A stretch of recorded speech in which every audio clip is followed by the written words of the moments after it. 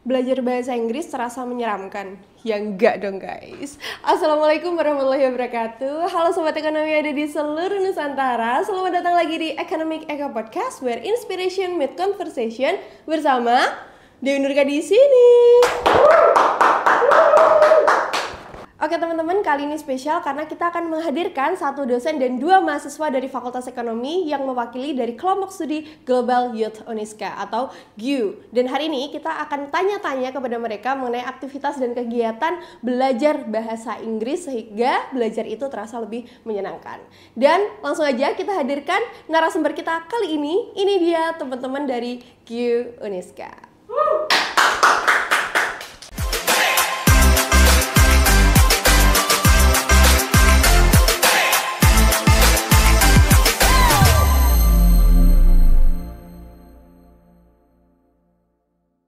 Oke teman-teman, sekarang sudah hadir bersama kita di Economic Eco Podcast, yaitu teman-teman dari kelompok studi GYU dari Fakultas Ekonomi Uniska Kediri. Di sini ada dosen Ibu Afinta. Saya halo dulu Bu ke kamera.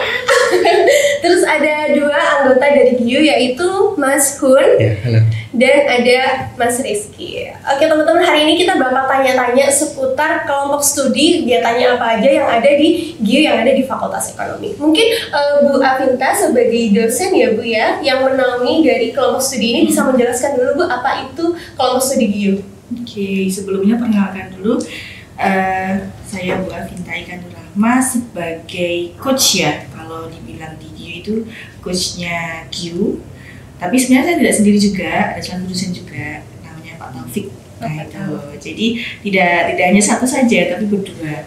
Jadi di GYU ini itu kita menaungi mahasiswa, terutama dari Fakultas Ekonomi ya, terutama dari Fakultas Ekonomi itu, biar mereka itu bisa berbahasa Inggris dengan lancar, intinya seperti itu. Jadi bagi teman-teman dari Fakultas Ekonomi baik di manajemen ataupun di akuntansi itu yang misalkan punya kok pengen belajar bahasa Inggris ya, nah gitu, aku pengen meningkatkan skill bahasa Inggrisku, nah seperti itu bisa gabung ke kita.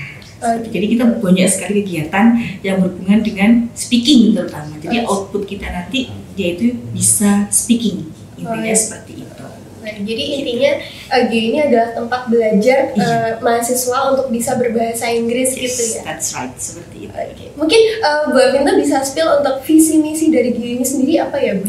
Kalau visi misinya itu kita lebih ke study bahasa Inggris ya, seperti itu. Study bahasa Inggris, terus speakingnya itu sih nanti kalau lebih jelasnya visi misinya nanti ada di teman-teman. Oke, baik. Jadi intinya GYU ini adalah tempat untuk teman-teman mahasiswa Fakultas Ekonomi khususnya untuk bisa belajar bahasa Inggris gitu ya, khususnya di speaking. Terus aku juga mau tanya nih ke teman-teman dari anggota GYU ini sendiri ya, ada Mas Hun dan juga Mas Rizky. Oke tuh mungkin Mas Rizky ataupun Mas Hun bisa menceritakan nih kepada teman-teman kenapa alasannya untuk gabung di GYU ini sendiri. Oke, dimulai dari mana? Boleh silakan, siapa aja boleh. Boleh. Tadi pertanyaannya apa? Alasan kenapa teman-teman tertarik untuk join di GYU? Oke.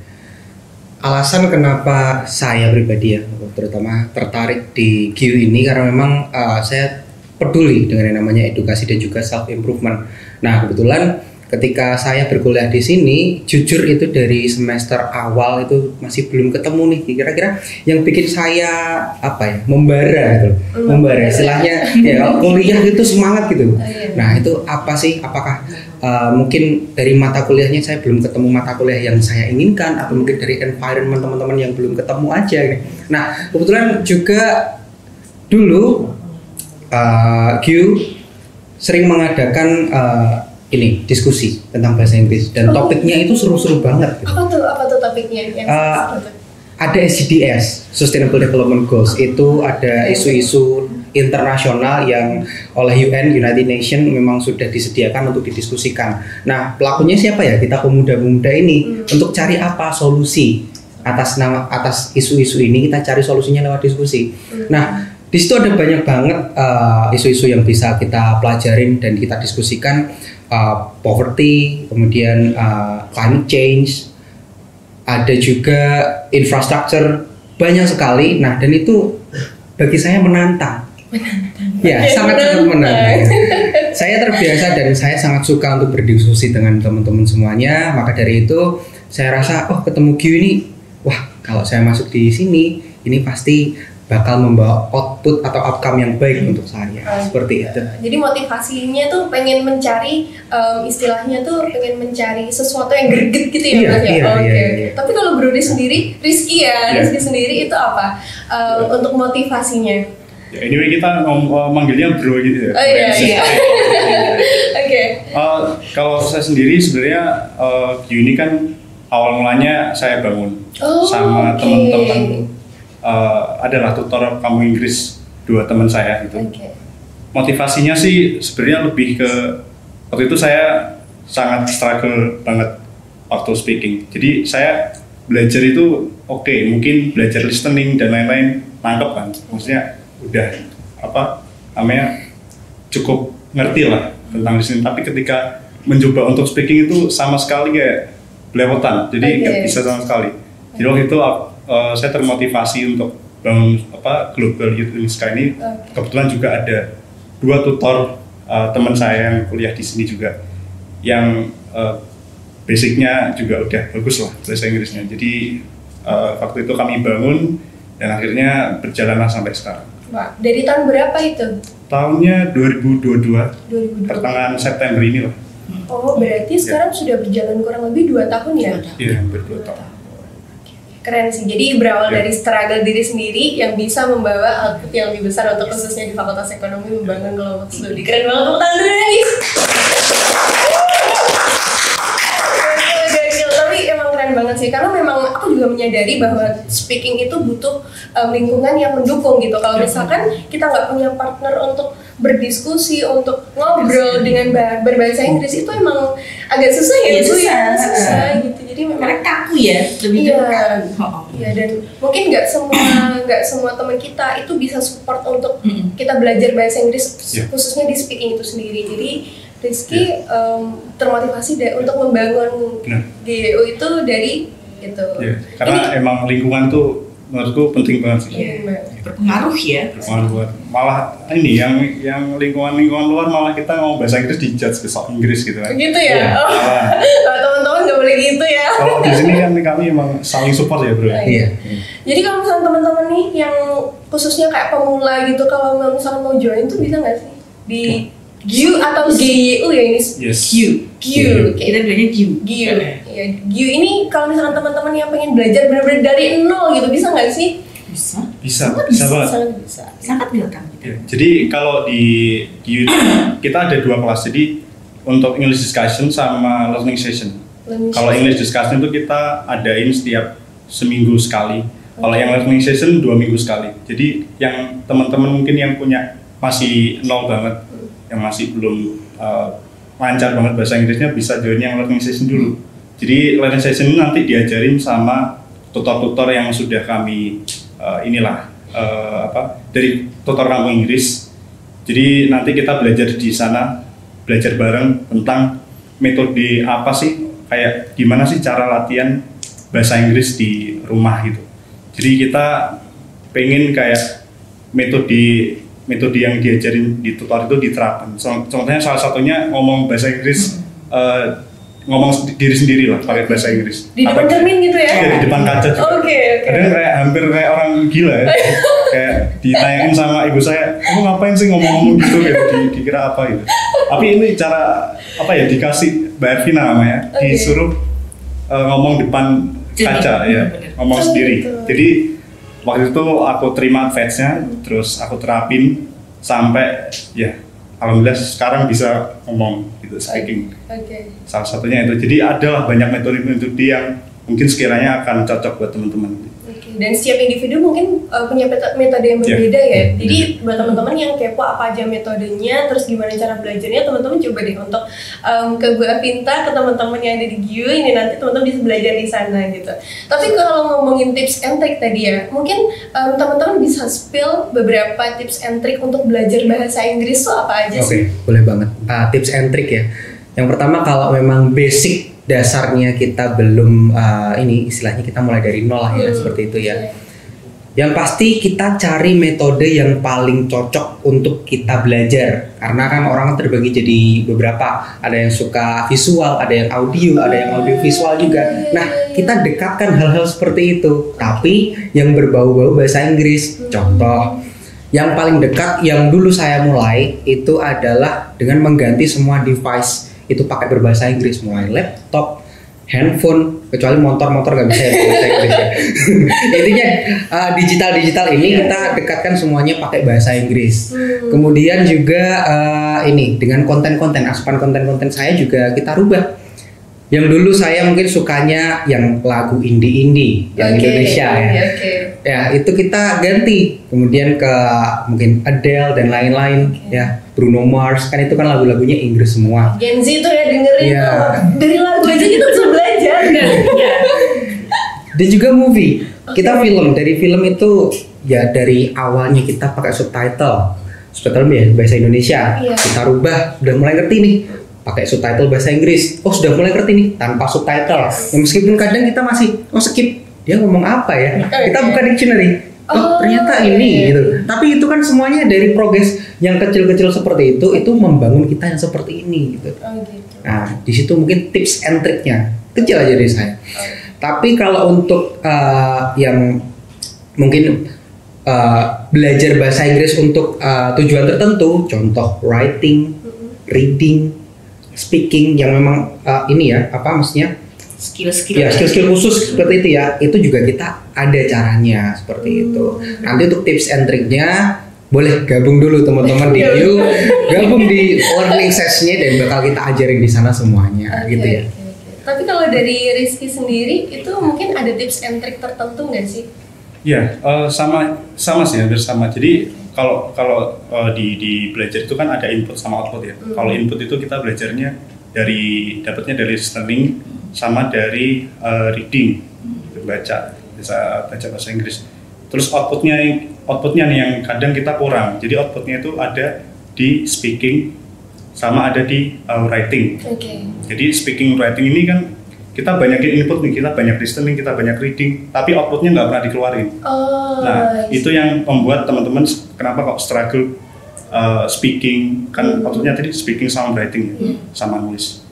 Itulah kayak kalau dari aku tadi inputnya udah ke Brown, tinggal outputnya. Nah, outputnya ini kita harness atau kita benar-benar manfaatin, keluarin di GU ini gitu. Speaking sama khususnya di speaking ya, kita English discussion gitu. Mungkin Bu Afi ini gimana?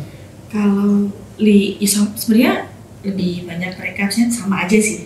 Tapi kalau dari saya pribadi juga sama, ketika saya ngasih istilahnya anak-anak ketika saya ngajar pun juga seperti itu. Lebih enak namanya bahasa Inggris, skill itu kan kalau nggak diasah setiap hari istilahnya gitu kayak hilang. Bener. Contohnya kayak speaking itu kan karena kebiasaan ya. Kalau kita kebiasaan ngomongnya pakai bahasa Inggris ya lama-kelamaan pun juga akan lancar sendiri. Terbiasa. Contohnya aja Rizky ya. Ini saya ambil contoh itu Bro Rizky. Dia itu ketika saya kenal dia, ketika saya gabung di View, kenal Rizky itu masih speakingnya masih belepotan, masih belepotan. Tapi jujur lama-kelamaan saya juga kaget. Pendekatannya itu bagus banget. Drastis. Itu seperti itu. Kalau ke Brohun juga lumayan ya. Dari pertama kenal Brohun itu sudah bagus speakingnya, sudah bagus. Cuma ditambah vocab-vocabnya aja, seperti itu. Gitu. Jadi kalau metode itu tergantung kita sendirinya ya. Tergantung kita sendirinya itu mau metode seperti apa. Nah, gitu. Banyak sekali metode, tapi tergantung kitanya. Yang buat kita nyaman itu metode seperti apa. Oh gitu, berarti kita harus mencoba berbagai metode dulu Bu, untuk kita bisa tahu apa metode yang cocok untuk kita gitu ya. Seperti itu. Mungkin bisa tahu juga dari Bu Rizky tadi bilang kita berbicara di depan cermin gitu.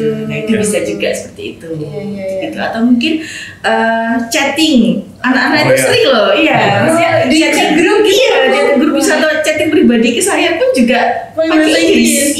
Seperti itu. Itu salah satu basic learning lah kalau bilangnya. Basic learning seperti itu walaupun pakai writing, pakai chatting itu aja sudah menggunakan bahasa Inggris sudah bagus banget. Walaupun nanti wes nggak usah peduli namanya grammarku, aduh grammarku nanti acak-acak nggak. Nggak Jadi perlu ya, Bu, jangan ya? pikir dulu, Oke. jangan dipikir seperti itu dulu.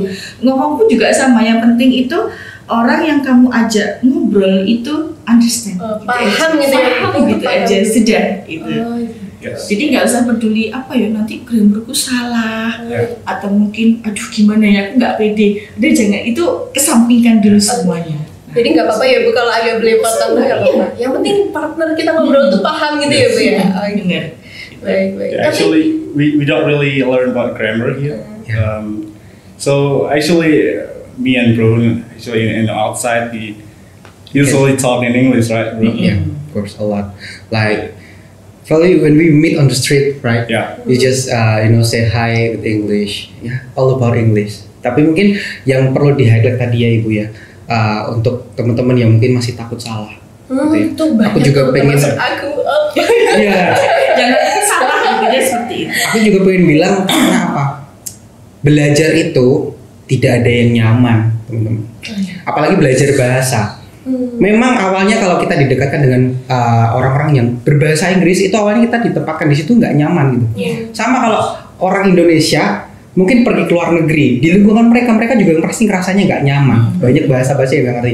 Tapi itu harus dilanjutin. Ya memang harus kita merasa tidak nyaman untuk kita bisa belajar seperti itu. Makanya untuk yang teman-teman yang masih takut salah, tenang aja, kita ada tutor, kita ada coaching. Nanti juga dipandu sama Bu Afinta. Ada juga tutor-tutor yang lain, kita sambil mengingatkan aja, ya. Oh, ternyata kalau aku ngomong seperti ini, oh ada yang salah, ada yang lebih baik seperti ini. Kita sarankan, kita ajari, ya, kita dampingi semuanya. Jadi nggak usah takut salah teman-teman. Di sini kita sama-sama juga belajar. Nggak ada yang bilang, oh Bro Hun speaknya paling bagus, nggak ada. Bro Rizky ini dia kalau tes itu pasti nilainya tinggi. Nggak ada yang memvalidasi seperti itu. Tapi kita sama-sama belajar di sini. Mungkin saya, Bro Rizky, sama Bu Afinta belajar sedikit lebih banyak dari teman-teman dan itu bisa kita tularin ke teman-teman, kita bantu juga. Jadi sama-sama kita meningkatkan diri ini sama-sama. Nggak cuma kita aja gitu ya. Semua member kita bangun, kita encourage, kita semangati. Ya intinya kebersamaan ini yang bikin kita jadi hebat seperti itu. Keren, tepuk tangan dulu dong guys. Sangat luar biasa sih. Tadi juga teman-teman udah lihat ya sedikit spillan mengenai speaking mereka tuh seperti apa dan impresif sekali. Terus mungkin kalian bisa ngerasain nggak sih seberapa jauh progres yang udah kalian tembus sejauh ini? Apalagi Rizky sebagai pendiri ya, bisa dibilang pendiri atau pemula ya, bukan Founder. founder ya, founder lagi. Co-founder lah. Aku bangunnya sama dua tutor ini. Oke, ya, menurut Rizky ataupun Mas Hun, seberapa besar progres yang teman-teman udah jalankan sejauh ini gitu? Ya. Kalau dari saya sendiri jujur nggak nyangka sih sebenarnya, kayak waktu awal-awal bangun itu sama sekali bukan nggak sama sekali ada basic sedikit, tapi setelah aku jalanin selama hampir 2 tahun ini kayak teman-teman yang aku tanyain yang di teman-teman Q itu ya, kaget mereka semua kayak, loh kok bisa speakingnya selancar ini? Ini btw member yang kurang aktif lah ya, kayak kurang aktif, terus aku tanyain ternyata progresku udah sejauh ini loh gitu. Kayak speakingnya mulai lancar, terus bener-bener kayak di luar kepala ketika aku coba ngobrol tentang sesuatu gitu. Jadi teman-teman mungkin kalau nambahin dari Bro tadi, sebenarnya selama hampir 2 tahun ini saya ngelihat kayak member-member di Q ini kan kayak seleksi alam ya. Jadi banyak nih awalnya yang join, terus ya seleksi alam lah, biasa tinggal mungkin 20-15 gitu ya. Itu mereka ternyata kebanyakan minder ininya masalahnya. Jadi mereka itu kayak masih nol, masih basic banget Inggrisnya. Terus mereka ngeliat teman-teman yang udah jago speakingnya kayak air gitu. Wah, apa ya? Akhirnya mereka enggak lah, minder lah. Itu yang sebenarnya penyakitnya di bahasa Inggris, kenapa teman-teman nggak bisa improve. Jadi bahkan kalau waktu aku diriin pertama kan, bayangin aja 2 tutor nih, namanya Cacun sama Mbak Ervina. Itu kan mereka tutor bahasa Inggris, sedangkan aku sama sekali nih bahasa Inggrisnya masih belepotan banget. Jadi aku emang awalnya agak minder, wah mereka jago banget ya bahasa Inggrisnya. Tapi sebenarnya mindsetnya harus, oh kalau mereka bisa pasti aku juga bisa. Gitu. Jadi aku coba untuk alih-alih minder terus mundur gitu ya. Aku minta advice, jadi minta saran gimana sih metode yang kalian lakukan itu biar speakingnya lancar. Salah satunya yang tadi speaking di depan kaca dan lain-lain. Aku ikutin sarannya semua aja dan akhirnya aku bisa hampir nyamai mereka. Alhamdulillah. Jadi the power of belief ya. Jadi yes. Daripada mundur ya udah kita lanjutin aja karena kita bakal bisa juga kayak mereka gitu ya. Keren. Tapi Bu Afintah melihat progres dari teman-teman, sebenarnya ada nggak sih Bu Afintah sebagai coach terutama tantangannya gitu ketika membawa mereka gitu untuk bisa sejago ini gitu, tantangan selama perjalanan itu ada nggak sih? Kalau tantangan pasti ada ya, pasti ada.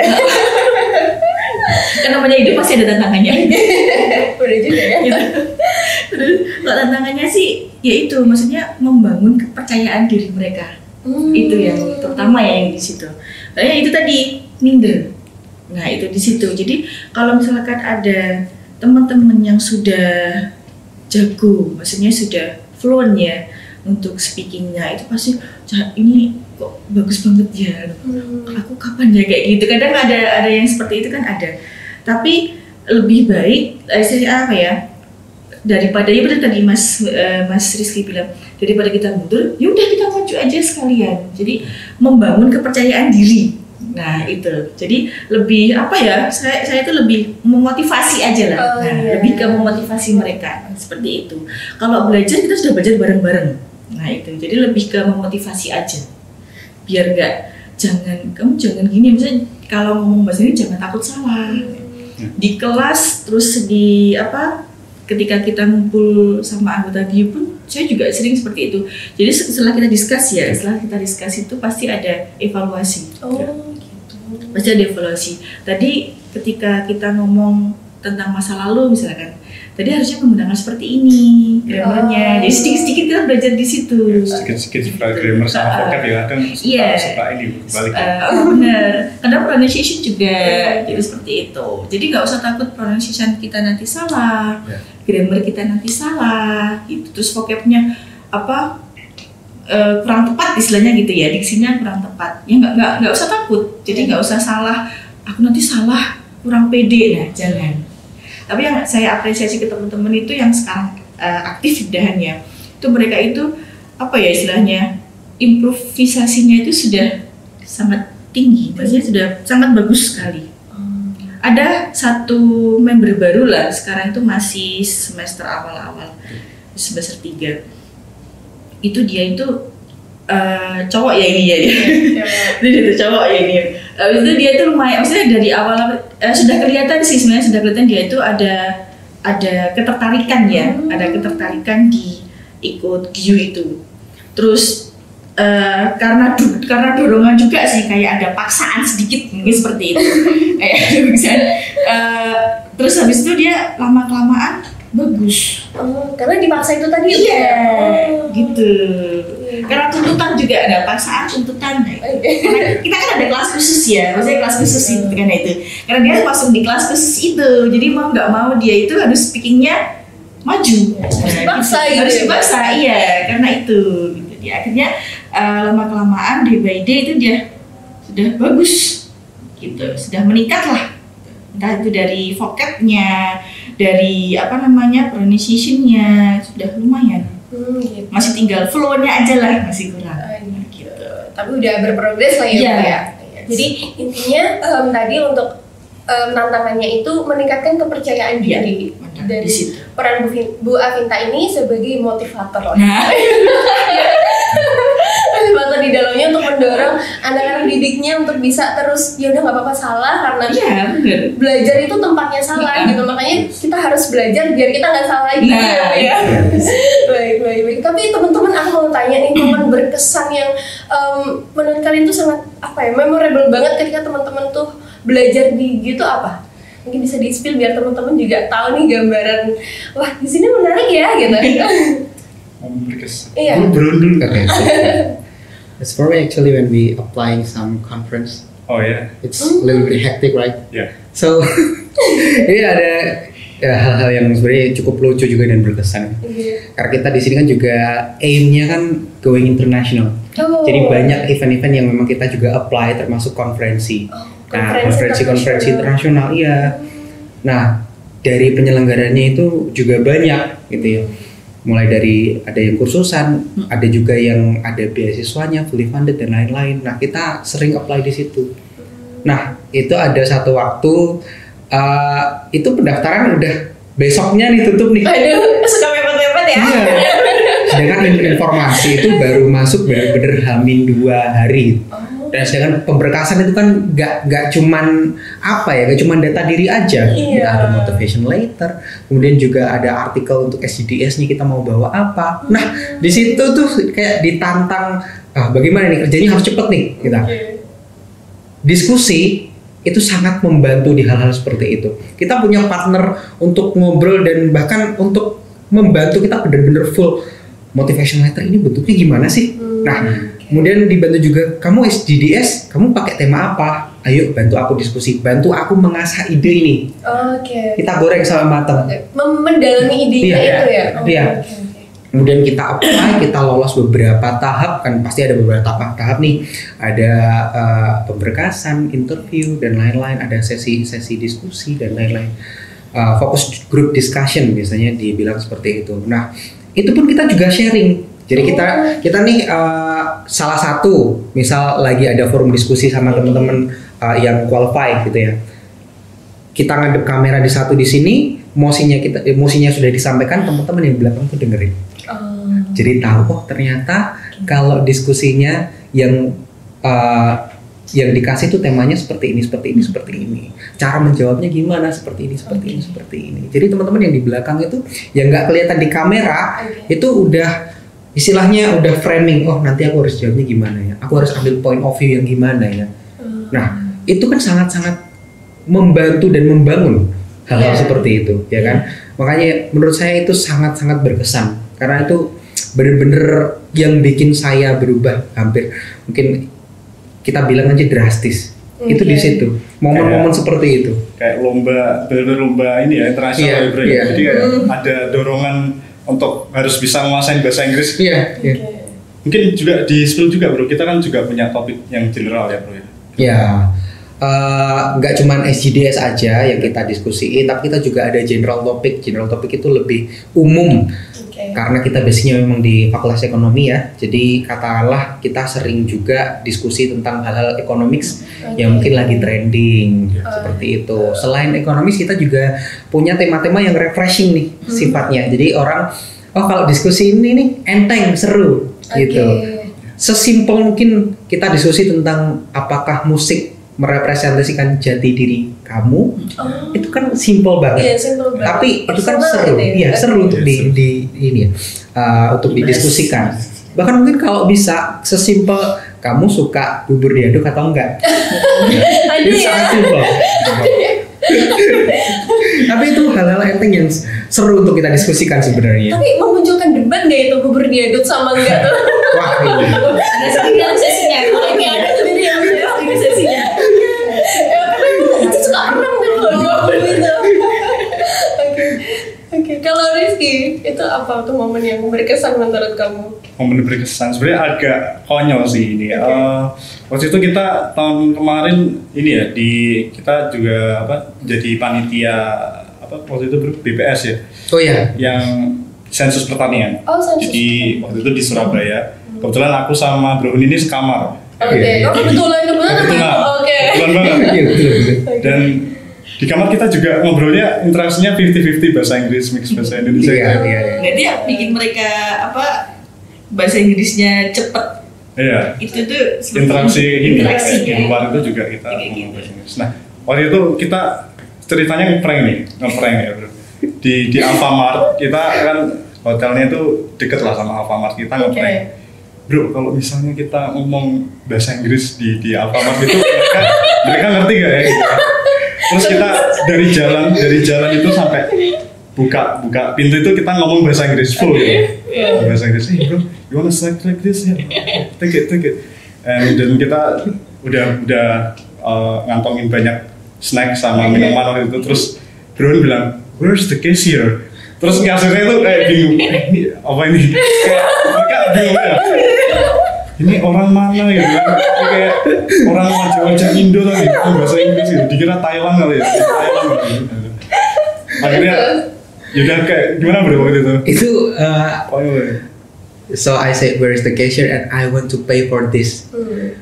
Jadi mereka ada satu yang nyamperin, ya gimana gitu kan? Terus manggil temannya lagi, ya gimana? I want to pay for this.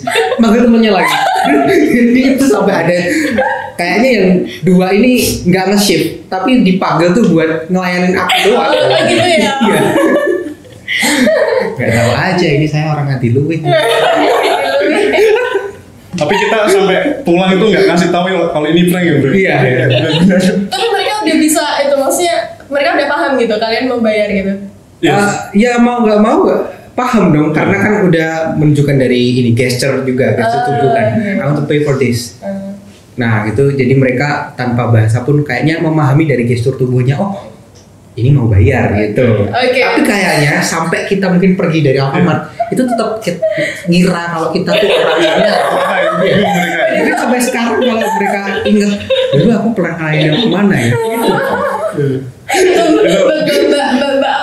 Mbak minimart yang dibeli sama mereka, mohon maaf ya, klarifikasi. Maaf sekali. Tapi akhirnya apa nyebutin nominalnya itu kayak gimana?